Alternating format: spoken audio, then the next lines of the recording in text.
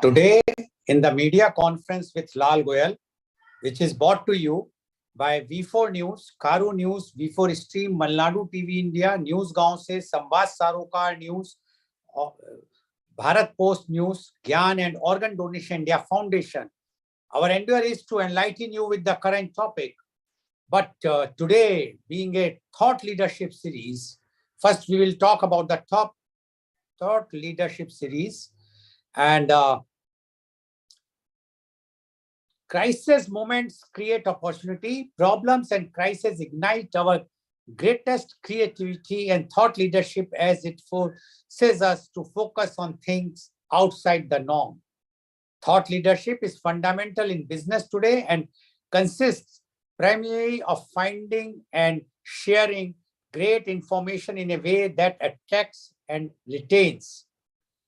Thought leadership is when a leader's thoughts are being used by leaders to lead others. Thought leadership is influencing a narrative by understanding what needs to be done. Thought leadership is the expression of ideas that demonstrate you have expertise in a particular field, area, or topic. A thought leader can be recognized as an authority in a specific field and whose expertise is sought and often rewarded. That can be an expert, a historical figure, or a wise person with worldly impact. Many strive to become a thought leader in their respective fields. It takes dedication, patience, strategy, and education. In this series, we will be asking straight questions and we expect a straight answer from our thought leader. And today, our topic is entrepreneurship, myths and facts. And our thought leader of today's program is Professor Dr. Sudhir Saran. Welcome, Professor Dr. Sudhir Saran on our show. Professor Dr. Sudhir Saran is the former visiting professor IIM Lucknow and University of Texas at Dallas, USA. He is the senior director of Don Bosco Group, Bengaluru. He is the founder of Dr. Sharan Consultancy, California, USA. He is the director of Aldo Private Limited, New Delhi. He has done his MBA from IIM Ahmedabad in 1980. He did PhD in 1986. He started teaching and researching business and entrepreneurship since 1984. He published research papers in reputed journals, international seminar proceedings, and chapters in books of readings. He started academic administration phase as dean in 1997, rising to executive director, controlling management and engineering institutes in 2007. Her Highness Governor of Karnataka nominated Dr. Sharan to the Senate of Bangalore University in recognition of his distinguished academic contributions. He was visiting professor to University of Texas at Dallas from 2012 to 2019. He also visited Washington State University and President University Indonesia on the invitation of the Dean Faculty of Business in 2018. He innovated and implemented a unique model to double the turnover with existing infrastructure in one accounting year. He is co-promoter of Institute of Family Business Management Society. He is the honorary director of NCR Delhi-based high-tech B2B digital startup. He is also co-founder of OWGI Foundation, which promotes social entrepreneurship ventures. Welcome, Professor Dr. Sudhir Saran on our show.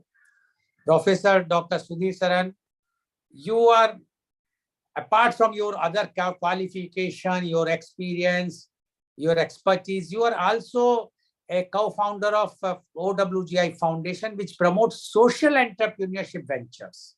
While today our topic is entrepreneurship myths and facts. So, and you know, this is a thought leadership program here. We go directly on the question, straight question, and I expect straight answers from you. So I am going to start with the first question to you. Are entrepreneurs born or made? Please unmute. Thank you, Mr. Goel. I'm very privileged and honored to be here with you today. I hope our interaction for the next 90 minutes will be valuable to our viewers and listeners, those who are seeing us live and those who would see us on recording. With that said, this should be one of the very important thought leadership programs. Since we decided, I have been preparing, and I will try to give you as straight an answer as can be made of a complex topic. Complex topics resemble a sweet which I'm very fond of. It is called imirtis. And in this part of the country, they know it by another name, jhangri. With this light-humored introduction, I come to your main question in right earnest, in all seriousness. Are entrepreneurs born or made? There are evidences to say they are born, and there is evidence that they are made. And therefore, the straight answer is both. Now, there is a tragedy involved here. If they are made, then there is somebody who is making them. Last time we had a discussion in one of our programs of 3 types of education: formal education, informal education, and non-formal education. This thought leadership series of mine, at the breakfast table, I was telling my dear niece, is special because it is connecting many of the other programs that we have done together on media conference with Lal Goel. This one, for example. So if they are born, then the only education they are receiving is from the non-formal system, and some of it from the non-formal system. Life is a great school for learning.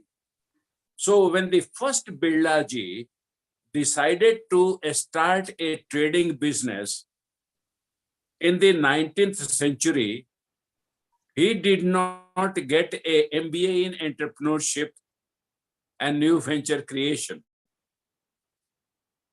After getting education up to class 4, he jumped into it. Those are the examples of entrepreneurs who have been born. These are the ones we say when we look at those examples. Say, entrepreneurs are born. Take your own example. You decided in your early teens, mid-teens, so to say, that your career will be wealth creation. So you will be named as a born business person, born entrepreneur. Now, the second part, and that is where I said there is something tragic here. In India, we have an institute which is dedicated to making entrepreneurs. It is in the western part of the country. I won't name the location for the reasons of nicety and sophistication.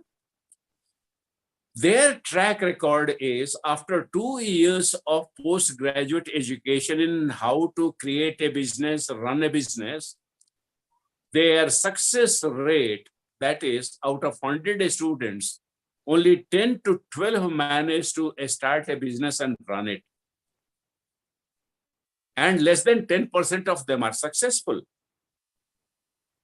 Whereas The same thing happens in all other things, and today there is a rush for imparting such education which can take credit for making entrepreneurs.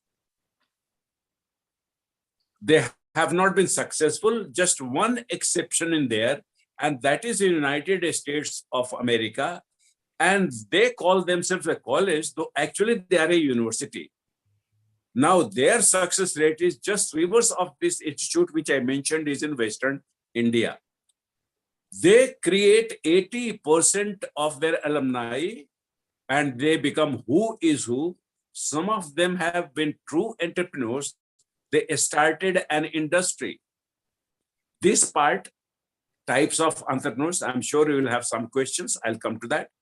So in conclusion, to some extent, it is true that entrepreneurs are born. And to a large extent, they are made. There are today more made entrepreneurs than born entrepreneurs, if we take proportion of the two in the total population of entrepreneurs. Thank you. Thank you, Professor Saran, for giving the reply of my first question. Now my question comes this entrepreneurship. Whenever we talk about entrepreneurship, and you have given the example of late Shri G.D. Birla, you mentioned about that how he started as a trading thing. And we know that he was not a, as you mentioned, fourth class. And we have seen in India, many of the entrepreneurs, not only in India, abroad also, they have not, they have not studied properly or they were not at all good in studies, but still they have made their names all over the world in the business, and they've created the business empire. Now my question is whether the education is required or not. If required, what type of education is required? Because as you mentioned about that one institute, although you have decided not to name and shame it, but shame so you have done, but not you have not named it.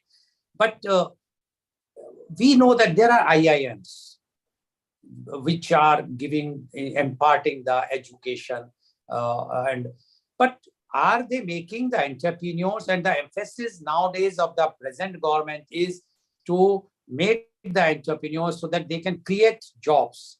So they will be becoming like job creators. But what we are seeing is that the education in India, now the question to you is whether this, because if I will be speaking, but I think it's better that you answer it, that the education is required to be a successful entrepreneur or not? Answer in one word is yes, emphatically, very much education is required. That there should be no doubt that every successful business person, every successful, noticeable, admired entrepreneur needs education. Without it, it is impossible to be an entrepreneur. So I want to be very clear to every viewer, live or who will listen to recording, that answer to your question, it is important. And this is where the myth versus fact thing becomes so important in our title. Education, not the myth of education, not illusion of education, not appearance of education, but proper, genuine education. So the question comes now, what is a genuine education?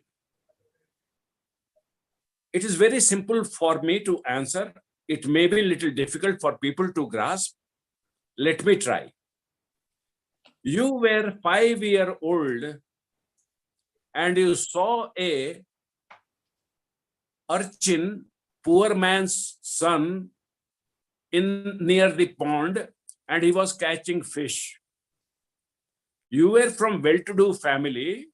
You purchased the fish. You will not become a fisherman. So many of us take education ready-made form and become job seekers. The entrepreneurs are the people who are like that boy who learns fishing by observing his elders. He says, okay, there's a fishing line. Then he finds that there is a worm which put on the fishing hook. Then he observes these are the kind of parts of the pond where fishes hide. And then he puts his line there and catches fish in 1 hour, 3, 4, enough for the family, and comes home.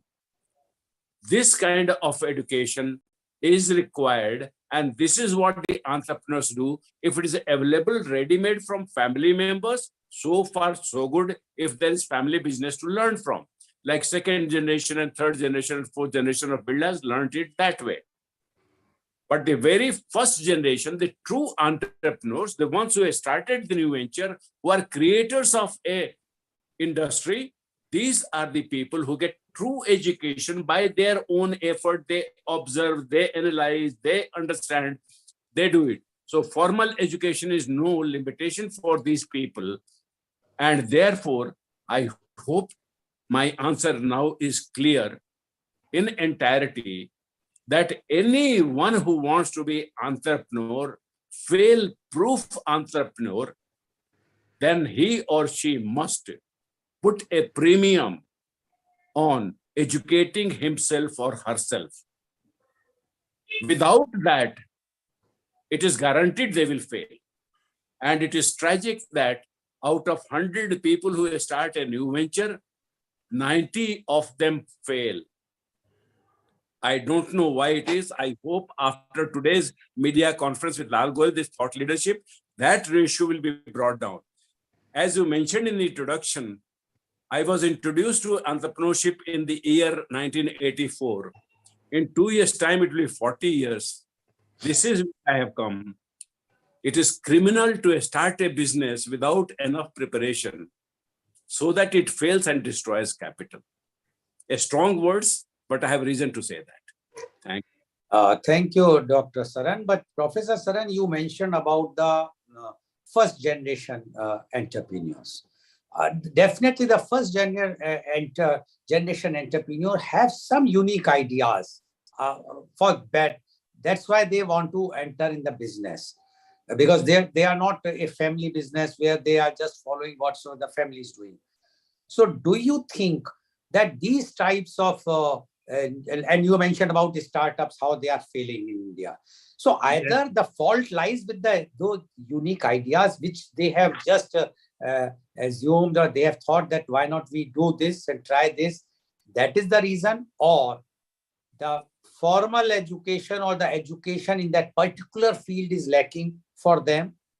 Or thirdly, that guidance, like we have seen the family business, the guidance which their seniors, the mentors have given is lacking. So my question to you is that business which are coming nowadays with a definitely a unique idea, because it's a startup with a unique idea, the failure rate is far more than the success rate. So what is the reason that entrepreneurs are now either not formally trained or formally educated, or lack of, because there is no experience, they are the first generation, and the lack of guidance from the seniors?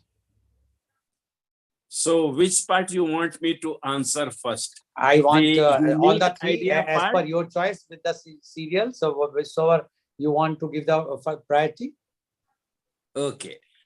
So the first generation entrepreneurs, the assertion that they have to come with unique idea is actually less fact and more myth. In other words, if I look at 100 first generation entrepreneurs, only 15, 18 of them will have come with unique idea and become successful. And 88 of them will have come from an idea which already exists. Suppose you want to start a business in burger field, fast food field. So paratha chutney is a fast food in India. Sandwich is a fast food in India. Pav bhaji is fast food in India. Vada pav is fast food in India.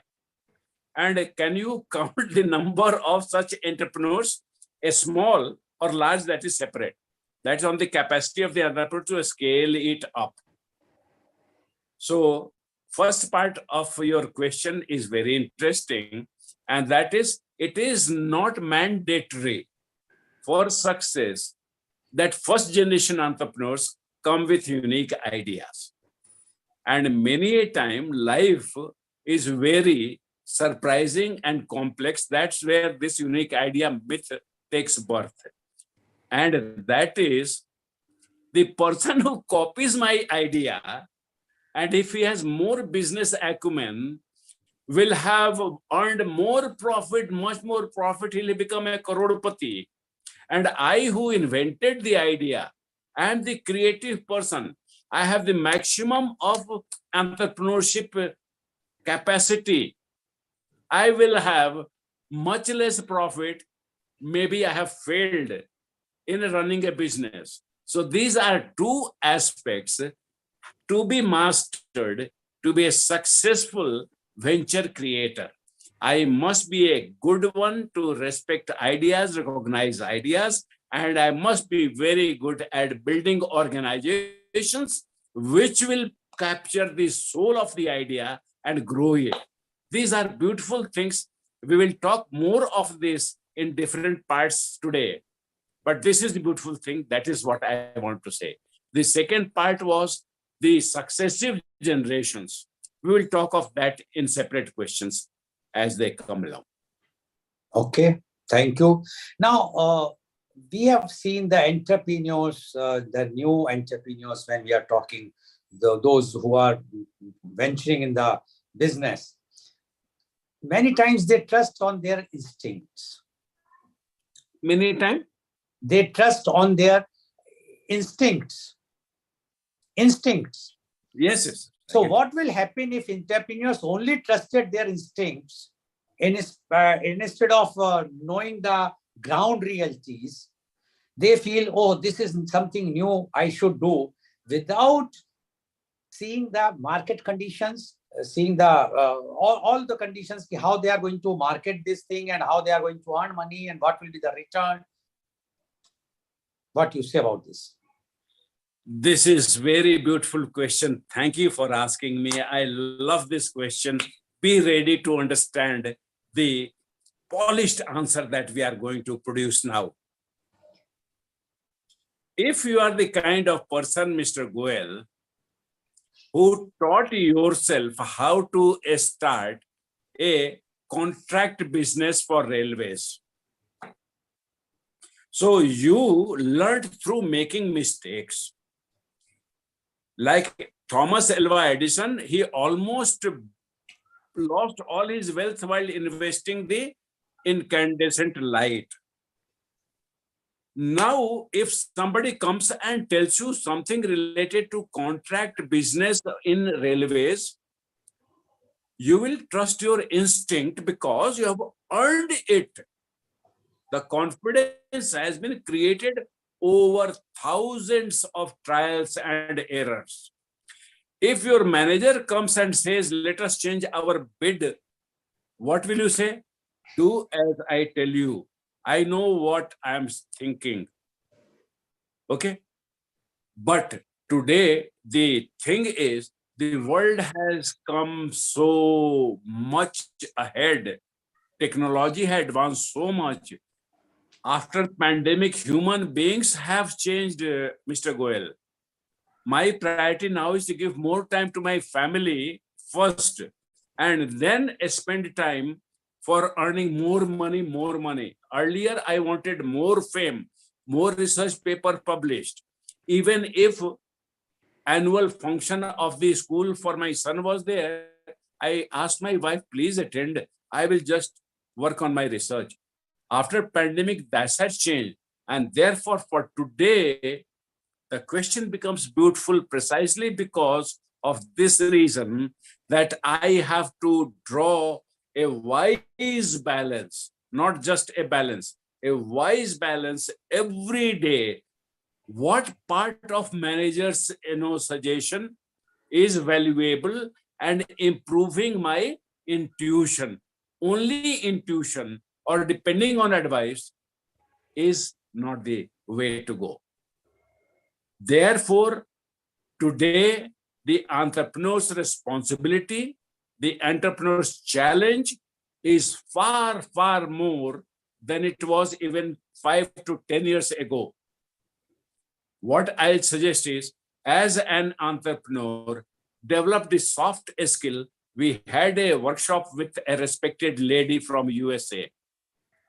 And in that soft skill, we did mention what are the skills needed for career success. If the career is entrepreneurship, we must play that recording with that lady and come to the conclusion. And conclusion is balance your soft skills with your analytical skill. Only then you will be able to match or meet competition. Otherwise, competition will drive you out and you will be pathetic. That is my answer to this beautiful question you asked. Thank you, Dr. Saran. You mentioned about soft skills. So my next question is soft skill is must for a successful entrepreneur or not? My answer is yes, yes, yes.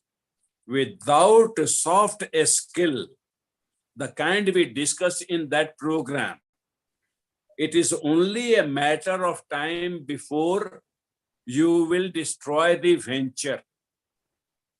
You will fall flat on your face as a businessman. Some people who doubt me, let them be reminded. There is a saying in the business world. When I teach entrepreneurship, I begin with this quotation. It is an English language quotation from America. So it uses American English. It says, from shirt sleeves to shirt sleeves in 4 generations. So what Mr. Goel happens is, you start the business. When you started, you were, very poor man, so to say. Then you made a success. Your next generation and next generation grew it. 4th generation came, your son, grandson, and great-grandson. Great-grandson, if he has not heard us, if he does not develop the soft skills which the previous 3 generations mastered and tried to teach, but you discounted, you were blinded by the wealth and the glory which is there in the business, you will drive it down back to the shirt sleeve stage. Shirt sleeves. So that is how critical it is. And thank you for asking. We get a chance to tell our viewers, please, please pay very high attention to develop all these soft skills which are needed to become an entrepreneur, to remain an entrepreneur. Now, supplementary to this is, suppose one entrepreneur is very good with hard skills, not with the soft skills. So as an expert, will you suggest that that person should either have a team or at least 1 or 2 more persons who are expert in soft skill, and that then only he should venture for entrepreneurship, not alone, because he's not having a good knowledge of soft, he's not proficient in soft skills, his communication skills are not that good, marketing skills, he can't speak properly, but he's very good as far as the technicalities of the thing is required. So what you say about that? Again, very beautiful question, Mr. Goel. The hard skill and soft skill, both of them are needed 100% and 100%. This is the 200% issue. The person, you yourself needed to understand the nitty-gritty of hard skill, that is contracting. You taught yourself 100%. Only then you commanded the respect of the engineer to whom you submitted your bids. Otherwise, he will not. If you wanted to hire a person who will do this one, then you know what? You will need the soft skill to tell your employee how to talk to the engineer. So to know something of the hard skill is very important to be successful as an entrepreneur. And the soft skill to teach another human being. So he is motivated. He wants to learn from you. That desire to learn from you, to be serviceable to you, I mean, obedient to you. This comes from the soft skill. So both are needed in 100%, 100%. Unfortunately, many people don't know it, so they don't tell it. I am looking at the clock. It is 11 o'clock, few minutes. This is the most important time in our conversation today. Let every viewer, गांठ बांध ले, जेब में रख ले, that if you ever want to be entrepreneur, then it is not a trade-off between more hard skill and less soft skill, or more soft skill, hard skill to be successful. No. This breed of genuine wealth creator, the true entrepreneurs, are the people who can win the hearts of the other people. That degree of soft skill, they have 100%. And hard skills, they know the technical details. They are not engineers by training, but they know more engineering than engineers with BTech, MTech, PhD will know. I hope you agree with me. You are a businessman. You can tell whether my answer is right or not. Yeah, of course, because we have seen many times that a person, one has to learn and one has to explain. If you cannot convince one person, you cannot convince the others. And that then it's a chain. You have to convince someone, and that for that you require soft skills. You rightly said. Thank you very much, Dr. Saran. Now my question to you is whether these entrepreneurs, when we are talking of the entrepreneurs, must be young and restless, they have a fire in the belly, or they are satisfied, they say that this is a unique idea which we have, we will try. Many times we have seen, and I from my personal opinion is that we have seen and as you mentioned, about more than 90% startups are failing because without doing proper homework, without seeing what is going to happen, they come with a rush because they feel that this idea is something which no one others should come back before them. And they, in that rush, in that hurry, they forget to do the groundwork, all those things ready. So, but because they have a fire in the belly, they are young, they can take risks because they have heard that no risk, no business. So they want to be a successful entrepreneur. Do you think, is this a criteria that you have to be young and fire in belly or restless to become a successful entrepreneur or not? There is always a glamour. Like in movie, there are heroes and heroines. So in the world of business also, there is a lot of glamour. For example, Steve Jobs or Henry Ford, they're very young people. They were very restless. And they came up with a unique idea. And they started a whole sector in the economy. They were the pioneers in that sense. If I look at that, I will say, yes, Mr. Goel, entrepreneurs should be young and must have fire in the belly. They must be restless. But I'm not doing service to the entire community of entrepreneurs by saying that one, because I'm nurturing a myth by overlooking fact. And fact is, a fast food organization, which is multinational, it is called Kentucky Fried Chicken. And as it will be, it was started by a man who was all his life a employee, and suddenly after retirement, he decides he has fire in the belly. He is restless, though he is not a young man. So as long as you are restless, you have fire in the belly, it does not matter what your age in years is. A certain threshold of maturity is needed. That can come early, as it came in your case, and it can come late, as it came in the belly of the founder of Kentucky Fried Chicken. Now, you also connected the failure rate thing. And this is where I think somebody in IIMs or other places where they are promoting entrepreneurship, they should pursue a research work, genuine research work. You did ask this one, and there is no definite answer. What are the reasons why more young people fail, or we don't know what percentage of older people fail? We don't also know whether having a family business background helps in reducing the percentage of failures. Those are dark areas. I am not able to give you a straight answer because it is a dark room. I can't see the facts there. So everything is undecided there. But that points to the fact that we need to do more research, sincere research, to learn more about the unanswered questions. Thank you. Thank you for your very honest answer to the question.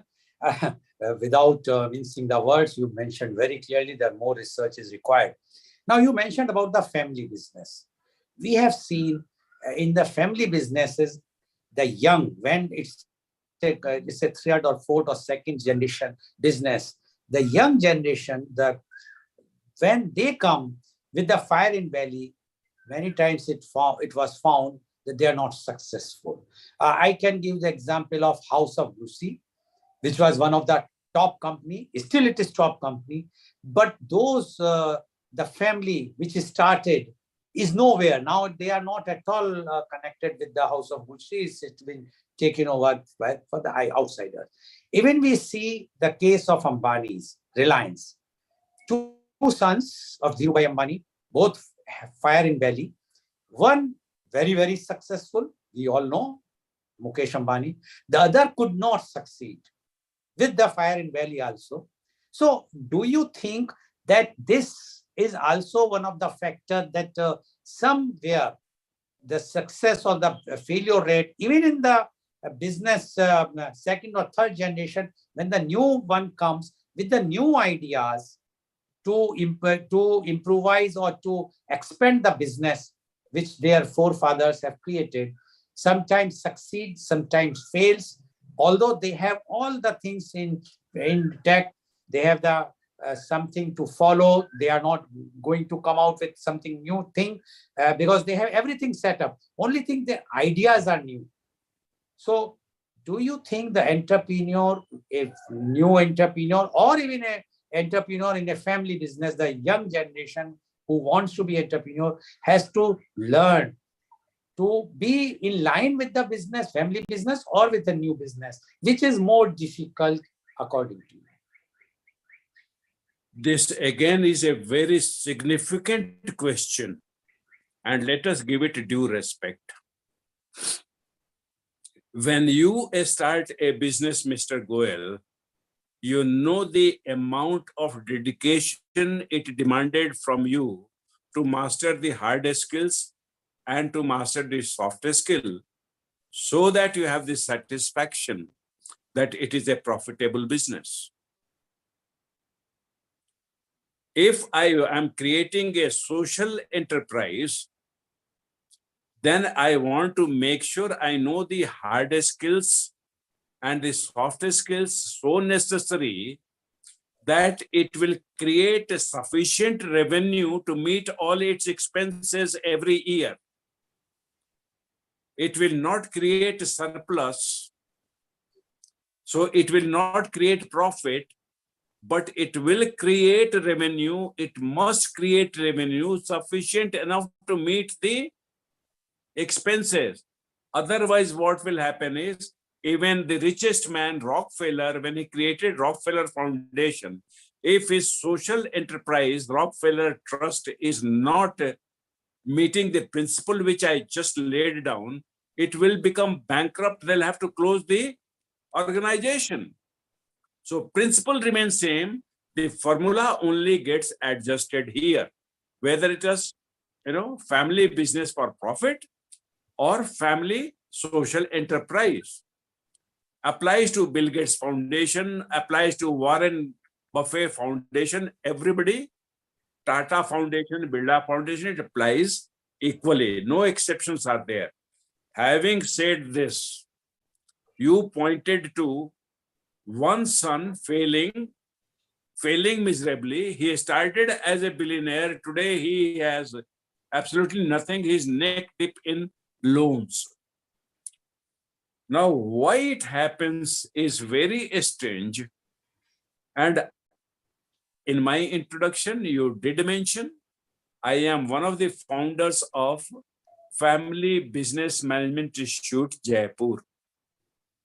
The year I did not mention, I was running a all-girls campus for the first time in life. By design, I wanted to learn how to run a MBA institution. And in my work life, 23 years of work life, I never had run a all-girls campus.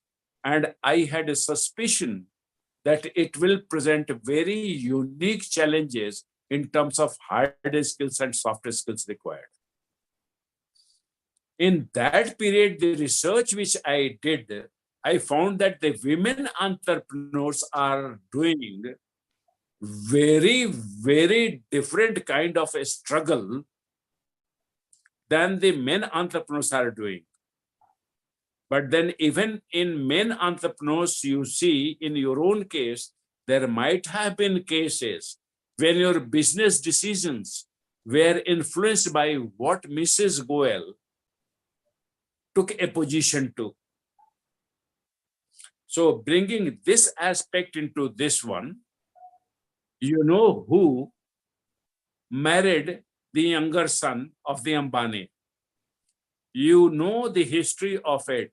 When I did the research on family businesses, I discovered many gems, and one of them was in succession planning. We must follow the golden principle which Britishers followed when they're hiring general managers. In those days, general managers were the senior most person in the companies. Chief executive officer is an American concept. This general manager selection, Mr. Goel, for a tea estate in Darjeeling, for example, the British owners will invite the husband and wife to the tea estate. They will spend 4, 5, 6 days there. Morning till evening, the owner, British owner, will observe them. This was true because they wanted to run the family-owned tea business by the Britishers through hired managers. So this is where I'm saying, if you want longevity, then you have to be that serious, that dedicated, that respectful to the business. Anything less, and you are asking for trouble. Okay. You mentioned about the formula, success formula. People always say, and it's a very common thing to say, success formula is secret. Business success formula is always secret. Do you agree? Today, you are at your best in asking difficult questions smoothly. Business formulas and secrecy, that is in the domain of intellectual property management, Mr. Goel. Technically, with my IAM education and with my self-education of entrepreneurship, I will classify this as an intellectual property management challenge. And this is one beautiful field where I want the young people, ambitious people to listen to us carefully, very carefully. 11:15, this again is a milestone moment. Intellectual property is what the wise men in the village tell. If the matter is between two people, only 4 ears have listened to it, it is confidential. The moment increases beyond 4 ears, that is 2 heads, then it is no more confidential. And therefore, your protection is gone. Anybody can now take away your baby, kidnap it, and do whatever that person pleases. So the formula must be followed, and today that is what is very important. Our young people get a engineering degree in computer science. They start working on an app, and what they do is they go and apply for an intellectual property patent. That is an intangible virtually. If you don't print your code, or if you print and keep between husband and wife or two friends, it is confidential. But what they do is file for patent. Patent law requires they have to file the application, disclose a lot of information. It is declared, notified, and everything. And any intelligent man, I know many of those examples, who are continuously scanning the applications, and they take the idea. I said 11:15 important, so let me hammer this point by telling you the example of the 4 daughters of the king, 4 princesses. You must have heard the story. A king had 4 daughters, and that funny characteristic. The eldest one, if you told her anything once, she will remember it. The second one, if she heard it twice, she will remember it. The third one, if she hears for the 3 times, she'll remember it. Fourth one, if she hears 4 times, she remembers it. And the rest of the story is known to you. So the moment you file the patent, these fellows read it. They're like the eldest daughter, and they can replicate it and become your potential competitor. They will have an advantage. That's why I'm very serious about this question. You did the initial development work, so you had to pay a developer. Crores of rupees you paid as salary to the team. They're costly people. I, who saw the patent application, have not spent that crore rupees. So my crore is saved. I can use it on marketing and beat you hollow. So be very careful. Your success formula should be protected like Coca-Cola does it. They have written the recipe for the concentrate. They have not patented. They keep it in a safe locker, and the inheritor of the family business gets the access to that one. That is the way to protect intellectual property. Now the question is the patent and trademark. Those are tangible assets. The way you write media conference with Lal Goel, if you apply for a trademark registration, you'll get it. You can't patent it. So there must be a very good hard skill and soft skill for managing intellectual property to protect your hard work and the organization which you create. If you plan to give your business to your children, then it is your responsibility to listen to everything which I said very seriously and manage. Thank you. So thank you, Dr. San. So according to you, we should not apply for the registration, IP registration or trademark registration or patent any product of ours because we do not want to disclose our formula? It is not that simple, Mr. Goel. Please don't make the straight answer also very simple answer. You see what? I made a distinction of intangible and tangible asset. So if it is intangible and you apply for a patent, you have to concretize it, it becomes tangible. Don't make that mistake. A software is developed in 3 stages. Those who are software engineers will agree with me. One is the broad concept, and then the next one is algorithm, and the final stage is the code. So the first one, abstract one, is actually equivalent to software architecture.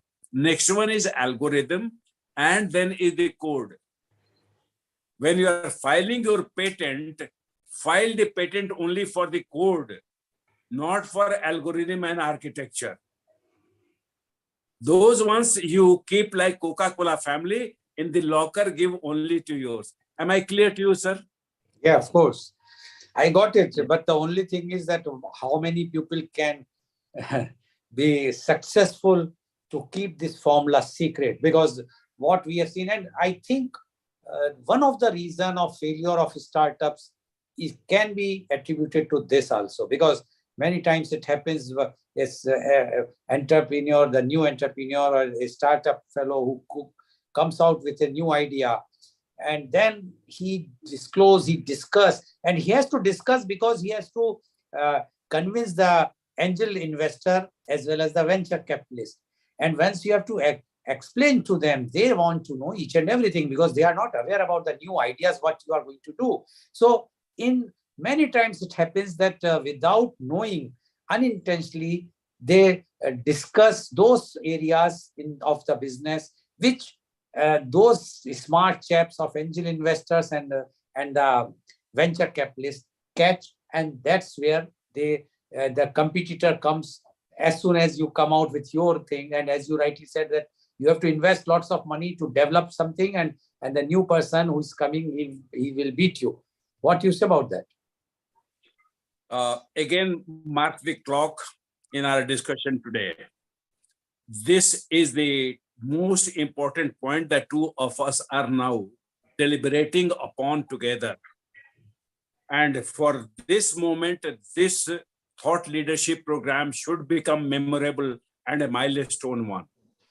You see, n number of people are willing to give me equity capital, n number of people are giving me debt capital, and if they come back and ask me, if you don't tell me about your software A to Z, I will not develop trust for you, I will not give the money. This is the challenge. Now, there are many kind of idiots in this world. You know, as a businessman, you have met all those types. If somebody comes and says,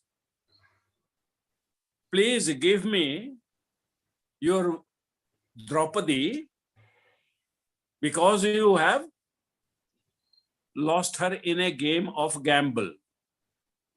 Only myself am to blame. Why is take Draupadi?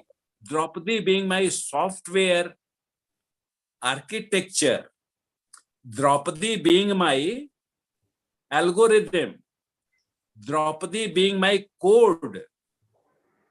There are 3 Draupadis here. I will be the idiot to mention Draupadi, the architecture. That is my property. I don't even tell a second person. I don't even tell my wife. I don't tell the closest associate. I sit down and break it down to the algorithm, and then I give it to whether it is a co-founder or whether it is a hired software engineer or another angel.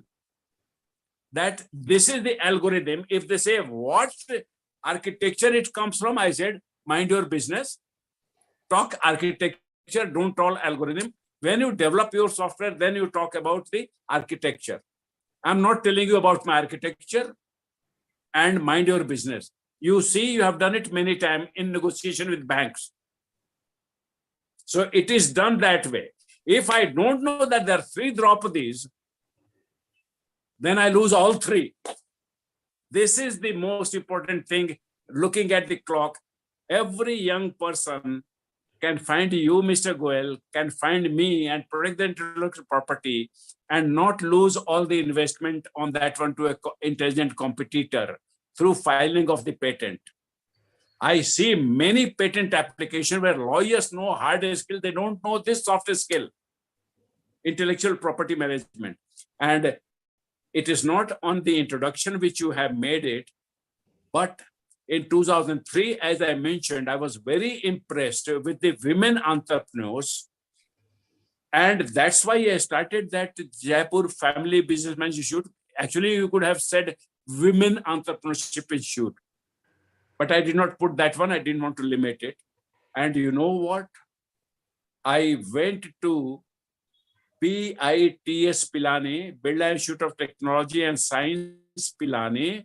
They organize a 5-day intellectual property management workshop with the top experts from different fields. When BIT does it with a style. And I went as a participant. I had to really persuade my top management to free me. I had to run everything. I said, in the daytime, I'll attend the program. I'll drive 2.5 hours. I'll come to the campus. In the night, I will do the work. Next day, I will go. You get my point, Mr. Goel? I worked 2 shifts in those 5 days, but I got that expertise. Then I taught myself in the last 20 years. And this is where I am, giving the benefit of those 20 years of work for the hearing of those people who want to protect their most precious asset to the level Coca-Cola does it, not less. Thank you for asking this question. Thank you, Dr. Sharan. Now, when we are talking of secrecy, we are talking of the unique ideas. And you mentioned that many times one should not disclose to the spouse also. Yes. So now my question to you is, then what about the personal life of the entrepreneur? If you are hiding something, and I'm sure any entrepreneur, if they are doing some work seriously, their mind is engaged to develop a thing, which they are not interested to share with the spouse. I'm using the word spouse because earlier I used to work, we can use it as a wife, but nowadays spouse, because wife can also have the same thing. And so don't you think that the personal life will start, because definitely a spouse will not think that, okay, you are busy in that, that's why you are not giving time. So my question to you is, do entrepreneurs have their any personal life left, or they are married and only married to the new venture or the business which they are developing, and they are not taking any responsibility or of their own family? What do you say about this, Dr. Allow me to compliment you. Today, you are at your brilliant best in asking the question. You began by asking one thing and moved to the second related part and made the question beautiful. You first began by telling the spouse aspect of sharing secrets, and then you came to personal life and professional life, balance of work life. The two are so intimate, you couldn't have asked a better question. So today, for some reason, maybe you are with Mrs. Goel and family, so you are at your best. I don't know the reason, but the fact is, this is another beautiful question. Listen to me carefully now. You see, any human being to a businessman is a matter of suspicion. Like a scientist always looks at a fact with a skepticism, a business person should look at all the blood relatives, marriage relatives, friends with healthy skepticism. Very critical. That's why I said, listen to me carefully. Healthy skepticism, not a paranoia. That's the other side of bad thing. That is my point, answer number 1.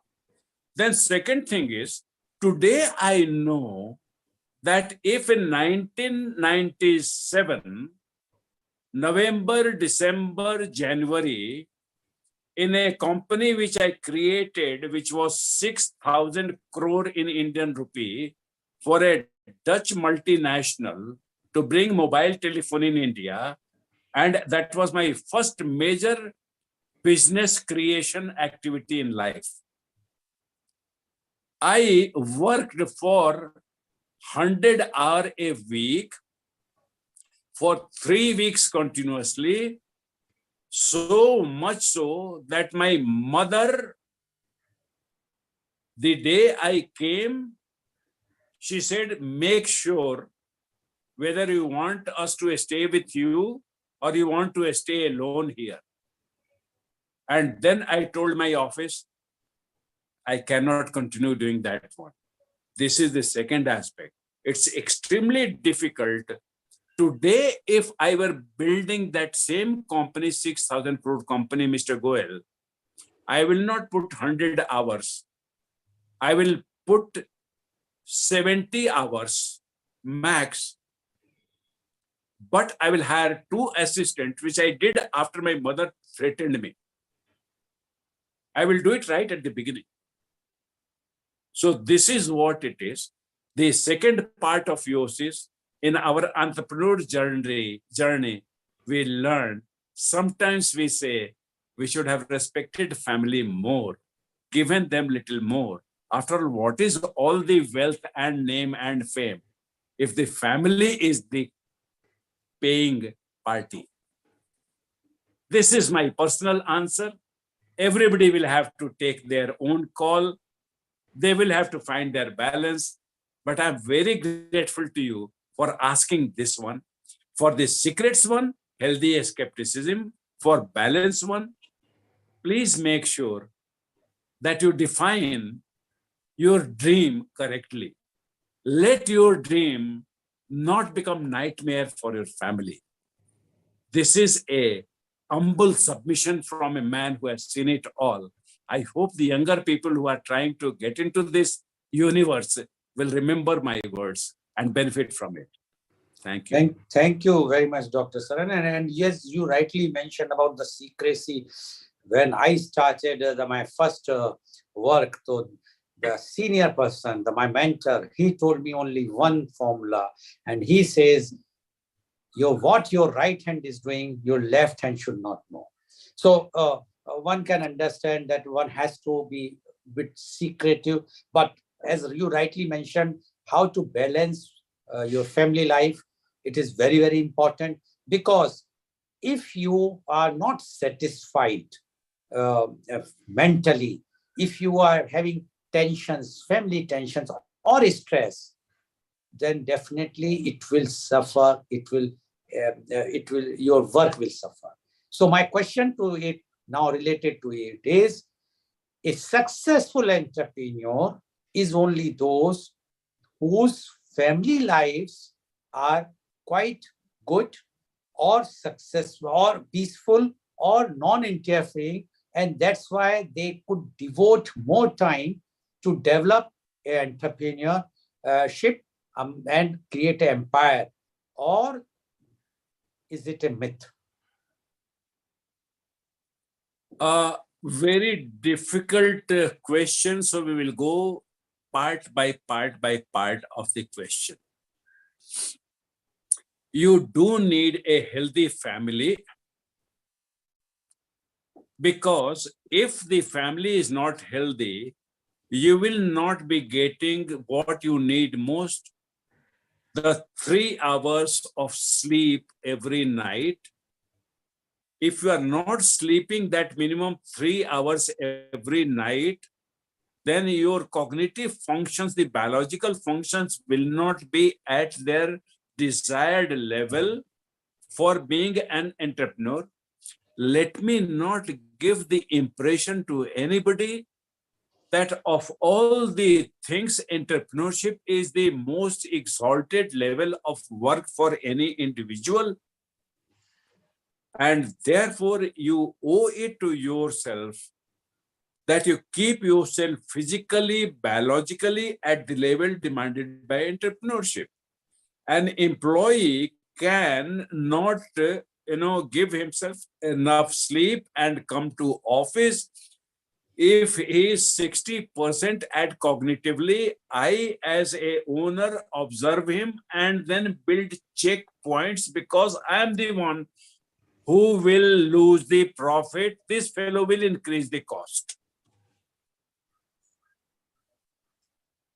He does not mind increasing my cost. Even if he's ethical, the fellow will hide it. Artha Satya he will speak. He'll become Yudhishthir. He will blow the conch after saying Ashwathama Hato. When Ya Narova Kunjiro has to be said, he'll blow the conch. That fellow can get away. That is his life. That is his reality. That is the universe. I don't have the privilege. Equity is residual amount on the balance sheet.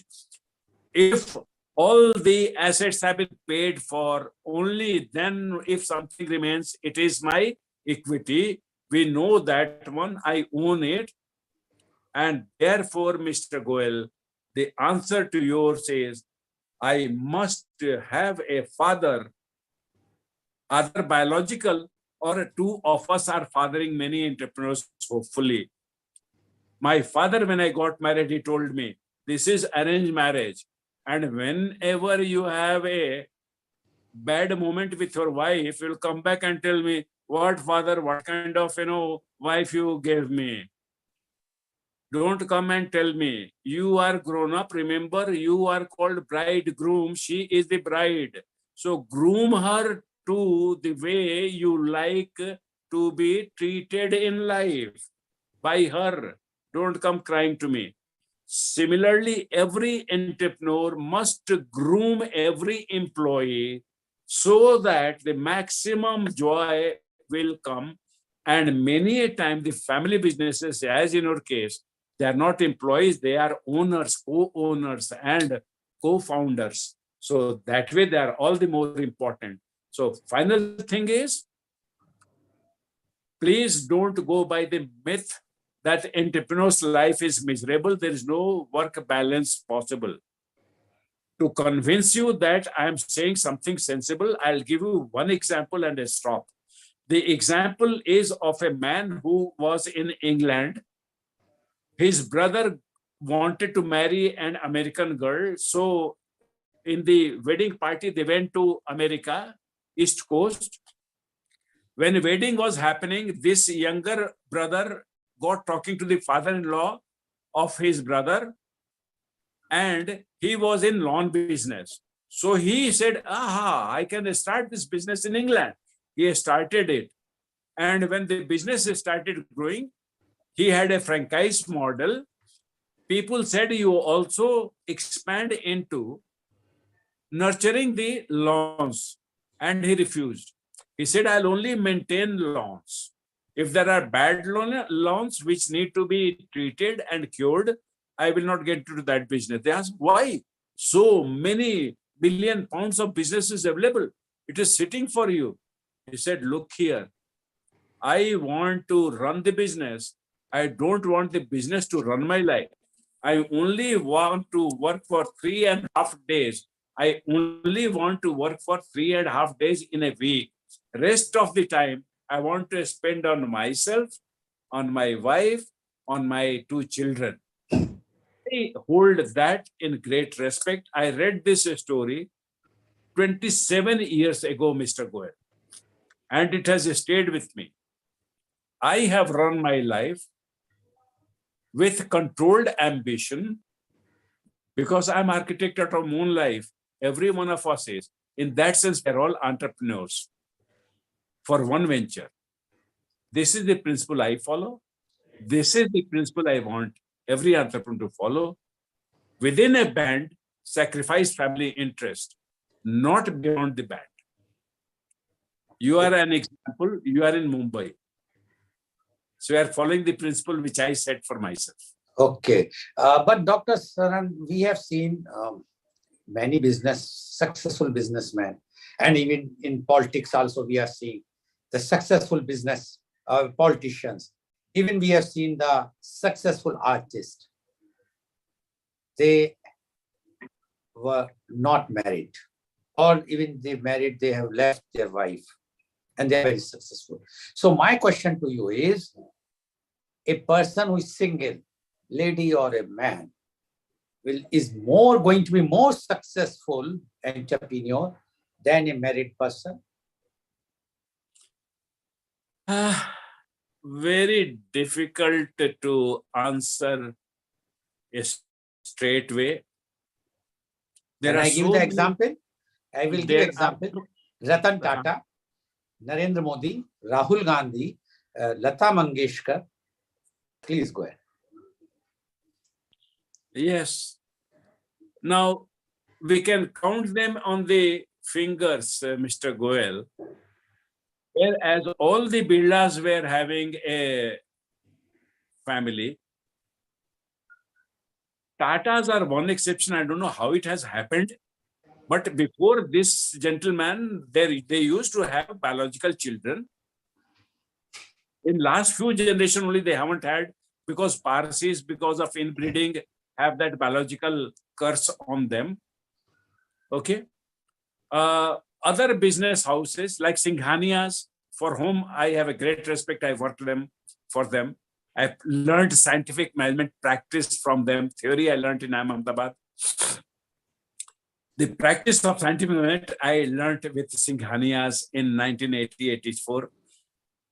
So you see, coming to our principle of giving you a straight answer, the straight answer is this. If I am having a matured ego, which is not degenerating into hubris, I will never want to use my business success as a hammer to get agreement and consent from other family members, be it wife, be it her sister, be it her brother, be my children, or their spouses. Most of the time, the problem comes when the families themselves have the difference of opinion, who is contributing more. And that is where the Ambani's example comes into the front, Mr. Goel. Okay. So a happy married life among children is very helpful, though it is not a necessary condition. So my answer is yes. Staying single helps in success. You know, these musicians and politicians and the people of big business houses, there are exceptions, not the rule, according to me. You better find a compatible spouse than be without one. The pleasure is multiplied, as I know from my personal case. Without Mrs. Sharan being such a lovely partner, without Mrs. Goel being such a lovely partner, I'm sure our joys would have been reduced. So we will rather say, have a happy family. Okay, thank you, Dr. Sharan, for giving these compliments and mentioning very clearly, yes, this is right, that you require a family, then only, because you will get new ideas, you will be knowing many things which a lone person cannot. And when you are an entrepreneur, especially when an entrepreneur, you require to know what is happening around the world. Now, my question, there is a myth that whosoever is a successful entrepreneur or who is an entrepreneur, they all are very rich, super rich. Successful is super rich, otherwise you are rich. Is it a myth or fact? It is a myth. It is very much a myth. And all you need to do is, I wanted to teach this lesson to my students who were wanting to become tech entrepreneurs in Pune, Symbiosis Institute. So I told them, go to this Hinjewadi Chowk, right-hand side 2 kilometers, left-hand side 2 kilometers, front 2 kilometers, back 2 kilometers, and you look at the business people and give me a report. That was the assignment. And when the report came, presentations happened, Mr. Goel, the very rich entrepreneurs were very few. The guys who were able to meet their daily need by running a hardware shop, a shoe shop, a garment shop, were the rule. So we will summarize by saying, not all entrepreneurs are croropatis. They don't earn lakh rupees every day. It is very much a myth that entrepreneurs have lots of money. Okay. Now, we have seen that many of the youth, those who have the upbringing in such way that they feel that they do not want anybody's to be their boss. And in that context, they want to be entrepreneur. So now, if an entrepreneur, whosoever become entrepreneur, do you think he will or she will be the boss of that entire business or enterprise, or it is a myth again? It is a very dangerous myth, Mr. Goel. In my life, I have had the highest frustration with this kind of young people or even middle-aged people who thought that they are into business because they want to be their own boss. What they have failed to do is simple basics have been violated by this false notion that I'm my own boss. First and foremost, Mr. Goel, people don't buy what I sell. People buy what they want. I wanted to say some conviction, some principle. You wanted to say some principle. We could say on this program of leadership, thought leadership, but people are not buying that one. They will buy what they want. And therefore, to these businessmen who or businesswomen who think they are their own boss because they have started their business, let them remember, investors, be they debt investors from bank or be they equity investors from the share market, customers, general public for that matter today is so conscious. You have to be environmentally sensitive. You cannot keep on polluting the environment. All those people are to be listened to just the same way we listen to our bosses. Even if they're not literal bosses, practical bosses are there for the businessman also.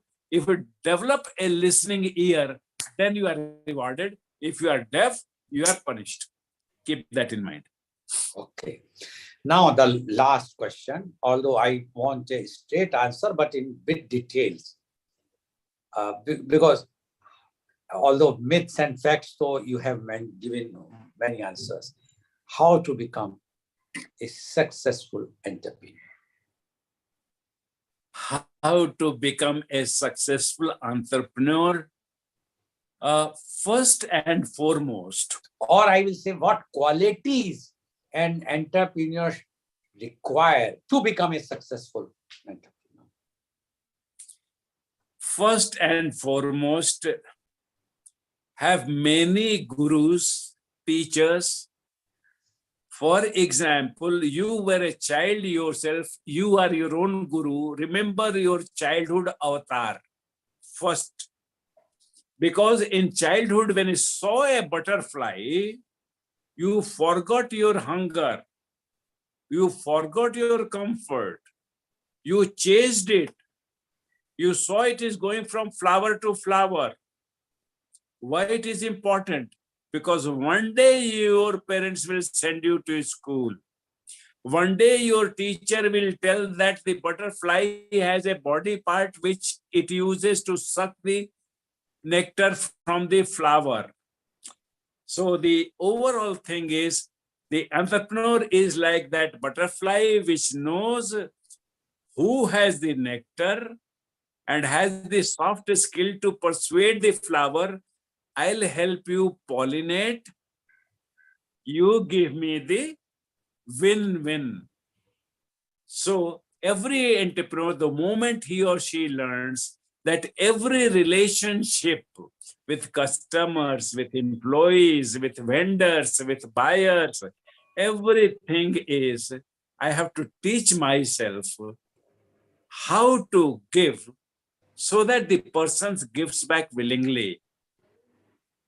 Irrespective of all your philosophical ideas, irrespective of all your errors in economics and political science, irrespective of all the flaws that you have, if you have this one thing in you, Mr. Goel, that whenever I'm talking to a human being, let me be like that butterfly which says, I will give you pollination, so you will form seeds, you will benefit, and you will give me nectar with which I'll get energy. I'll live my life, pollinate other flowers. This mutual thing, Mr. Goel, according to me, is summary of the 40 years of learning. God may make me right. Thank you very much, Dr. Saran, and I am really happy to get the answers from you. It's sometimes I try to throw a googly on you, but the way you have replied, and especially all the answers, but the last answer which you have given about the nectar, I will say I am not an entrepreneur or I am not successful entrepreneur, but I could take out the nectar from you because I know that you are full of nectar. I tried. I don't know whether I have become successful today or not, because You have been what successful. we are doing in this thought leadership program is to bring those thought leaders who have tremendous knowledge, experience, those who have seen the life, but because many reasons they could not expose themselves. And that's why media conference with Lal Goel has taken a conscious decision to bring out those persons, try to ask the questions, many times difficult questions, but the way they reply. And this, our thought leadership series is coming known to many of the institutions, and they are praising this particular format for the reason that the experience which, like Professor Dr. Sudhir Saran is having, he is giving those things to the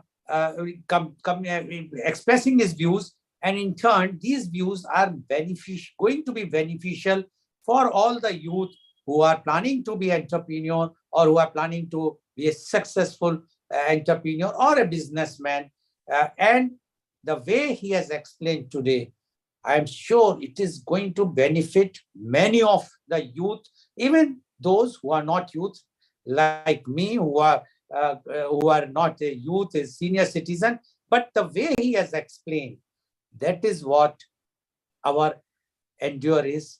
That is what we want, and for that we require full cooperation and your suggestions if you still want to improvise anything. Now, in the end of the program, Dr. Sudhir Saran, I would like you to give 1 minute to summarize today's program. The entrepreneurship is the most noble work a moral person can do. I have highest regard for those who take this work, and my hats off to those people who are doing it conscientiously. I will urge every people to support them. हम लोग कहते हैं support तन मन धन. All three forms we are supposed to support them. Make it easy for them. In some societies, they get natural respect. In our society, business is put at the third place. We should change that belief. My father used to say, these things like farming is the best profession, next best is business, third is salary, and begging is the worst occupation. Let us say that the farming and business are the best. Thank you very much. Pleasure talking to you. Thank you very much, Professor Dr. Sudhir Saran, for giving your views. And so viewers, you have seen today how Professor Dr. Sudhir Saran has replied all my straight questions with a straight bat. And in one of the questions, he honestly said that more research are required. So this is the quality of a thought leader. So thank you very much. And today's program has been live telecasted by V4 News, Carunews, V4 Stream, Malnadu TV India, News Gaon Se, Sambad Sarokar News, Bharat Post News, Gyan, as well as was shown live on Facebook and YouTube. And in our endeavor to bring to you every day new topic in media conference with Lal Goel at 10:30 a.m. Tomorrow, our topic is the value of international internship. And our panelists are Professor Mohanlal Agrawal, President Indo-Gulf Management Association, Dubai, Dr. Urvashi Makkar, Director IMS Ghaziabad, Dr. Rajiv Bhaduria, Chief Mentor Garware High-Tech Films Limited, Mumbai, Miss Margretha Andreeva, Freelance Business Education Consultant, Dubai, UAE. So please tune in tomorrow for media conference with Lal Goel at 10:30 a.m. Thank you very much, Professor Dr. Sudhir Saran, for enlightening all of us, all our viewers, including me, with your very candid and very specific and very straight answers. for my straight questions. Hope today's program is being liked by our viewers, and thank you viewers for watching our show, and we hope that you are getting whatsoever the little knowledge which we were imparting, you are getting it. In case if you want to put your comments, you can put to any of our media channels inbox so that it will reach to us and we will try to improvise that. Thank you very much. And thank you, Professor Saran, for joining us. Thank you.